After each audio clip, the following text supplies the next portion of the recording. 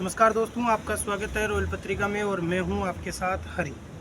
आज हमारे साथ में जो मौजूद है वो काफ़ी संघर्षशील नेता, युवा नेता मैं कहूँगा उनको, डीडी गुजर। ये आपके पिताजी, मैंने सुना है दूध की डेयरी थी या दूध बेचते थे, ऐसा कुछ था? हाँ, बचपन से दूध बेचते थे। हमारा काम पिताजी का दूध बेचने का है ना। अच्छा, आपको पता है चाय है वो दूध से ही बनती है। चाय बेचने वाला प्रधानमंत्री बन गया, अब दूध बेचने वाला कुछ ऊपर तक उम्मीद है थोड़ी। देखो, भारतीय जनता पार्टी में जिस विचार परिवार से हम जुड़े हैं, उसी में ऐसे आपको अधिकतर उदाहरण इसी पार्टी में मिलेंगे। और मैं तो सौभाग्यशाली हूँ। और मैं कई सोशल मीडिया पे कमेंट भी देख रहा था, उसमें कई लोग कह रहे थे कि बधाइयाँ भी दे रहे थे, कुछ लोग आलोचना प्रकाश भी कर रहे थे। मैंने पहले भी कहा, एक इंटरव्यू में कहा था कि भाई मैं ऐसे ग्रामीण परिवेश से आया हूँ, बहुत सारी चीज़ें देखी है और बहुत सारी चीज़ें सीखी भी है।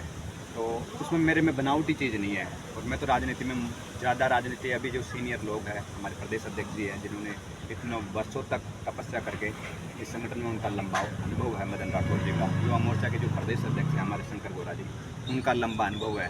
परिषद में भी वो हमारे सीनियर थे। तो इन सब लोगों से सीखते रहेंगे। लेकिन मैं सभी मेरे साथ वाले लोगों से ये मुझे भली बात ही जानते हैं, मेरे में बनावटीपना नहीं है। मैं जो बात करता हूँ सच कहता हूँ। और राजनीति में किसी पद को पाने के लिए और किसी तरीके का लाभ लेने के लिए मैं झूठ बात नहीं बोलता। मेरे पिताजी दूध बेचते थे। मैं यहीं का रहने वाला हूँ, बबरू के पास भी, यहाँ से 35 किलोमीटर के लगभग मेरा गाँव। पिताजी जो खेजड़ी है वो छान देते। खेजड़ी के जो पत्ते सूखते थे उसको बेच करके उन्होंने साइकिल का जुगाड़ करा। साइकिल से पगडंडी के ऊपर कच्ची थी, उस पर बबरू 9 किलोमीटर दूध बेचने जाते थे। और स्टैंड के सब लोग, मैं तो बहुत छोटा हूँ पार्टी में भी, तो मेरे पास में कोई पद नहीं है। और वो भी किसी एक पत्रकार बंधु ने मुझसे पूछा था कि आप जिस पार्टी में हो, इससे ज़्यादा युवाओं का फ्यूचर कांग्रेस में है, यूथ कांग्रेस में। तो मेरा जवाब ये था कि यूथ कांग्रेस में आज चुनाव देखो, आज 15 करोड़ का चुनाव लड़ा जा रहा है, 20 करोड़ का चुनाव लड़ा जा रहा है, कितनी गुटबाजी हो रही है। तो मैं यूथ कांग्रेस में या कांग्रेस में मैं चल ही नहीं पाता। मैं अब बहुत कुछ सीखा, और जो इन सब लोगों के सहयोग से है। मैं आज भाई, आप देखते हो ग्रामीण परिवेश से आने वाला व्यक्ति कैसे 10 करोड़ 15 करोड़ या तो वो 2 नंबर का काम करेगा, या फिर वो अपने पूर्वजों की जो भी संपत्ति है उसको इस लेवल तक, मतलब ग्रामीण परिवार से उठ करके एक पीढ़ी को इतने पैसे कमाने में बहुत समय लगता है, जो मेरी समझ है। और हो सकता है किसी के ऊपर आशीर्वाद हो, कोई दिव्य चमत्कार हो, तो रातों रात करोड़पति बन जाए, वो अलग चीज़ है। मेरे को जितनी समझ है, जहाँ से आया हूँ, सब लोगों के सहयोग से बना हूँ। और मेरा जो बैकग्राउंड है वो मैं मानता हूँ मैं कुछ नसीब हूँ कि इन चीज़ों से निकल कर के आया। और जो मेरे भाई है, सब लोगों के साथ में मिल करके यहाँ हो गया। मेरा तो यही मानना है और यही कहना है कि कोई भी संपन्न परिवार से आ रहा है तो उसमें कोई बुरी बात नहीं है। संपन्न है, उसके पिताजी ने मेहनत की या उसके दादाजी ने मेहनत की या वो मेहनत करके आ रहा है। मेरी बात करी है मैंने। और यूथ कांग्रेस की जो मैंने बात करी, वो चुनाव की बात करी कि देखो वहाँ पे जो प्रदेश अध्यक्ष का यूथ कांग्रेस का चुनाव लड़ रहा है, वो खुद कह रहा है कि फर्जी वोटिंग हो रही है। और मैं आपसे मीडिया के माध्यम से बात रख रहा हूँ, जो आपके जो दर्शक है, जो ऑडियंस जो आपको सुनती है, भाई इनके जो नेता है राहुल गांधी जी, वो कहते हैं कि वोट है ना, वो बैलेट पेपर से होने चाहिए, ईवीएम से नहीं होना चाहिए। ये ईवीएम हैंग कर देते हैं, वोट की चोरी कर देते हैं। फिर आप बताओ, आपके संगठन का चुनाव कैसे करा रहे हो? आप तो फर्जी ऐप से करवा रहे हो, और पूरा प्रदेश जानता, पूरा देश जानता, आप जिसको चाहते हो उसको जोड़ देते हो। 75 रुपये की इन्होंने मेंबरशिप रखी। आप मुझे, आपके जो भी जानने वाले हो, मुझे पता, आज आपने यहाँ खड़े हैं, आपने भी बहुत चीज़ों का सामना किया होगा। हर आदमी के जीवन में एक संघर्ष आता है, अपना अपना संघर्ष होता है। कौन सा व्यक्ति है जो 75 रुपये की सदस्यता का बनेगा कि 75 रुपये दे रहा हूँ, और उनकी आइडियोलॉजी क्या है, किस विचार पे वो चुनाव लड़ रहे हैं? कि आज मेरी आइडियोलॉजी है कि मैं जिस विचार परिवार में काम कर रहा हूँ, मुझे जो जिम्मेदारी मिली, और मैं ये कर रहा हूँ जिन लोगों को जिम्मेदारी बहुत कम लोगों को मिलती है, और जो स्थायी जो एक आपके ऊपर टैग रहता है, जो स्थायी चीज़ जो रहती है, वो पार्टी का कार्यकर्ता रहता है। और मैं भारतीय जनता पार्टी का कार्यकर्ता हूँ, ये मेरे साथ आजीवन रहेगा। पद आएंगे जाएंगे, यहाँ सीखने के लिए आए हैं, और सब लोगों के साथ में मिल करके काम करेंगे। पार्टी के विचार जो यहाँ पे विचार है हमारा कि आम जन का कल्याण हो, गांव ढानी जो गरीब जो व्यक्ति मजदूर है, किसान है, इन सब लोगों का सरकार के माध्यम से कैसे भला हो, इन सब लोगों को कैसे साथ लेकर के चले, सरकार की योजनाओं को नीचे तक पहुँचाएँगे, उनके लिए काम करेंगे। और जैसा आपने कहा कि यहाँ भी बीजेपी में फॉर्चूनर वाले आते हैं, सब लोग, अच्छी बात है। मैं उस चीज़ को बुरा कहता हूँ कि कोई गलत काम से या गलत चीज़ करके फिर गाड़ी लाया। और गाड़ी, मैं तो नहीं मानता कि गाड़ी के दम से कोई राजनीति हो जाती है। यहाँ पे जो पदाधिकारी हैं हमारे प्रदेश के, जो मुखिया बने मुख्यमंत्री जी, उनके पास कौन सी फॉर्चूनर थी? आपको पता है, उनके पास कोई फॉर्चूनर नहीं थी। वो भी कहाँ से निकल करके आज कहाँ पहुँचे हैं, देश के प्रधानमंत्री जी।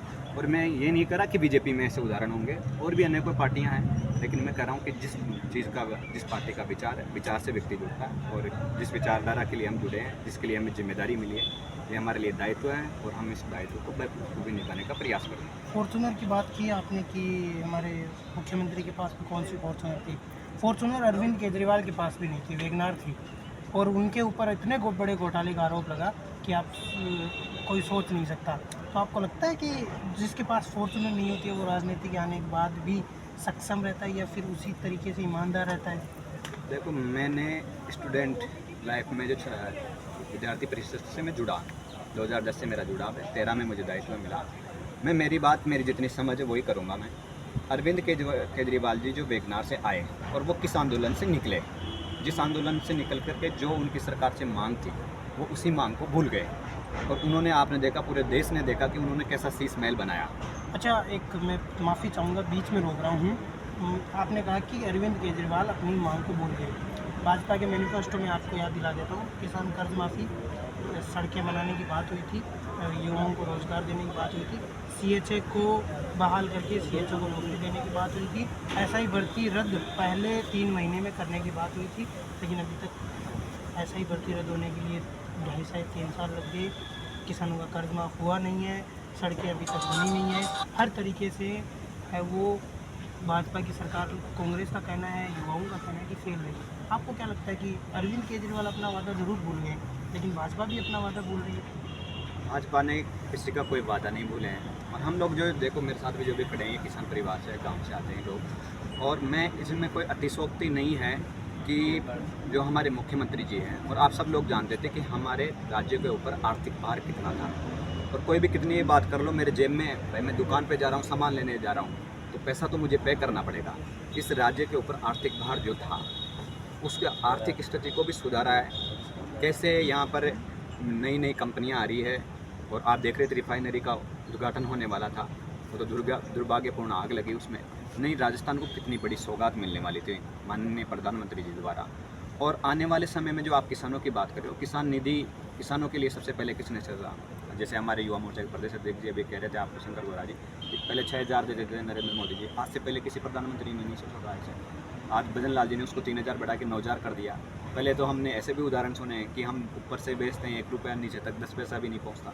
तो आज पूरी पारदर्शिता के साथ में हो रहा है, और आप देखोगे जो व्यक्ति आए हैं, और राजस्थान में आप 6 महीने में जो होने वाला जो परिवर्तन है, हम लोग गांव-गांव तक जाएंगे, और हम लोग भी, ऐसी कोई बात नहीं है, आपको, हम भी जब बैठते हैं प्रदेश अध्यक्ष जी से मिलते हैं, हमारे जो भी पार्टी के सीनियर नेताओं से मिलते हैं, तो हम ग्रामीण के गांव से जुड़े हुए मुद्दे, आमजन से जुड़े हुए मुद्दे उनके पास में रखते हैं, और हमें भी यही मिलता है। और आने वाले समय में इन सब चीज़ों का पूरा जो है, भाजपा ने जो घोषणा पत्र में लिया था, वो सब लोग पूरी चीज़ें करने जा रहे हैं हम लोग। अच्छा, आपने रिफाइनरी की बात की, कांग्रेस सरकार से रिफाइनरी का काम चालू हुआ, उस समय से ये पूरी तरीके से वो बनना तैयार हुआ था, अभी तक रिफाइनरी पूरी नहीं हुई, पूरी हुई तो उसमें आग लग गई। OPD टावर की बात करते हैं, OPD टावर भी कांग्रेस के सरकार में अशोक गहलोत से शुरू की थी, लेकिन वो भी पूरा नहीं हुआ। कोचिंग हब देख लो, कई ऐसे बड़े काम है, गणगौरी हॉस्पिटल देख लो, पूरे हुए ही नहीं है।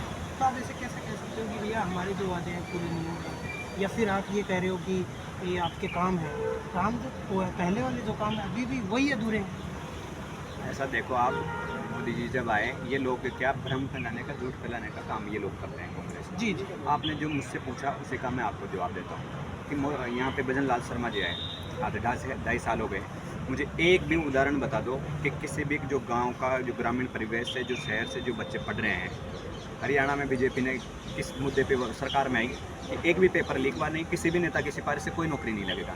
पिछली सरकार में मुख्यमंत्री जी थे भजन लाल जी, उनके PSO के बेटे को पेपर मिला। जो शिक्षा मंत्री जी थे भूमि सिंह डोटासरा जी, उनके कोचिंग के कलाम कितने बच्चों का सिलेक्शन हुआ, और वो कैसे जो पेपर चोर जो गिरोह था उसको कैसे संरक्षण देते थे वो लोग, पूरी जनता भली भांति जानती है। जो ये भाजपा की जो सरकार है वो अच्छा काम कर रही है, एक भी पेपर अभी लीक नहीं हुआ। युवाओं से सीधा संवाद, CM साहब हर संभाग से युवाओं को बुला करके, आप देख रहे हो, संवाद कर रहे हैं। 1 लाख भर्ती निकाल करके ये भी बता रहे हैं एग्ज़ाम कब होगा इनका, और एग्ज़ाम होने के बाद में इनका साक्षात्कार जिनका होना उनका भी कब होगा, और इनको ज्वाइनिंग भी कब मिलने वाली। तो इतनी पारदर्शिता के साथ में मैं तो ऐसे किसी सरकार को काम करते हुए नहीं देखा, और आने वाले समय में अभी जहाँ भी चुनाव हुए हैं देश में, आप देखो हरियाणा में जब चुनाव हो रहा था तो क्या कह रहे थे कि कांग्रेस आ रही है, हुआ क्या? दिल्ली में लोग कह रहे थे कहाँ गई झाड़ू, बिहार में देखो कहाँ गई लालटेन, और इनको बच्ची कुची आस थी इनको कि भाई हम लोग बंगाल में आएंगे। बंगाल में क्या हुआ दीदी का? तो देश का युवा मोदी जी के साथ में, हमारे विचार के साथ में है, और हम लोग जनहित के मुद्दों को लेकर के बातचीत करते हैं और इन्हीं पे काम करते हैं, ये हमारा संकल्प है। जी, अब कार्यकारिणी की आगे की क्या रणनीति रहेगी? आगे की रणनीति यही है कि गांव-गांव और जहां भी संगठन भेजेगा वहां जाएंगे और माननीय मुख्यमंत्री आदरणीय श्री भजन लाल शर्मा जी की जो योजनाएं हैं, सरकार की जो योजनाएं हैं, उनको धरातल पे पहुंचाएंगे। और किसी भी, अभी आप देख रहे हो वो ग्रामीण चौपाल के थ्रू गाँव में जा रहे हैं और हर व्यक्ति की समस्या सुन रहे हैं, उनकी पॉजिटिव की किसी ने आकर के समस्या बताई तुरंत उसका समाधान सारे अधिकारियों को आ गया है कि ये आमजन की सरकार है। तो पहले जो होता था वो नहीं चलेगा, हम लोग हर जगह पहुंचेंगे, प्रदेश के कोने कोने में पहुंच करके आमजन की बात, आमजन के काम हो, इस पर विशेष तौर पे काम करेंगे। जी, ये थे हमारे साथ में डीडी गुजर, जिनसे ढेर सारी बातें हुई कि राजस्थान के कई मुद्दे हैं, उनसे लेकर बातचीत हुई। तो ऐसे में अब ये देखने वाली बात है कि जो वादे किए गए हैं वो पूरे होंगे या नहीं। मैं कैमरामैन इरफान के साथ जयपुर से हरी, धन्यवाद।